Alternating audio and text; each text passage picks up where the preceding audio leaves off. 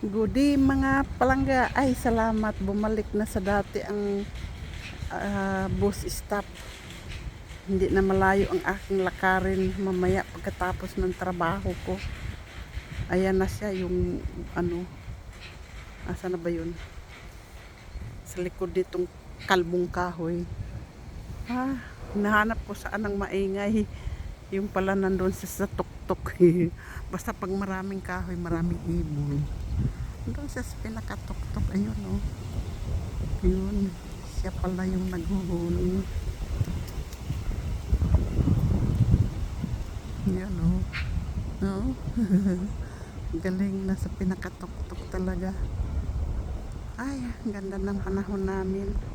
Kung anong wars doon dyan sa Pinas. Ito naman ang magandang panahon namin. Oh, grabe. Grabe talagang kahoy na ito. Lumalaki. Mag-negative man ang weather dito. Ganon, manatiling ganon ang itsura niya. Aray ko, ang hangin. Ang lamig po. Ayan. Wala kang makitang patay na kahoy, no? Ayan ay nakalbo lang. Kasi nga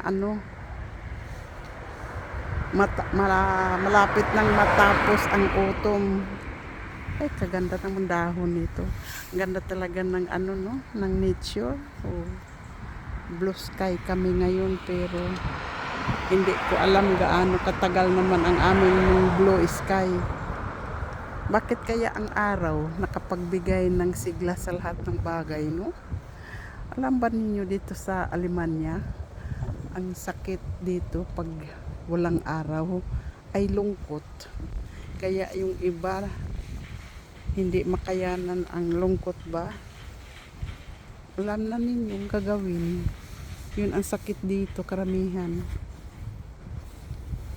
Kahit gaano kakayaman, lungkot pa rin. Kasi ewan ko ang araw, no? Bakit kaya ganun? Kung walang araw, walang buhay. Ay, kung may araw, lahat may buhay. Eh, charot naman. Sana kahit winter may araw. Pero doon sa Hong Kong, no? Hanga ako doon. Kahit winter, may araw. Katakataka. Pero dito, pag sinabing winter, ay naku po, pagising mo sa umaga hanggang gabi, ganun na ang hitsura. Kung wala kang relo, hindi mo alam kung anong oras na. Ay, magtambay muna ako kasi maaga pa. Salamat sa panood.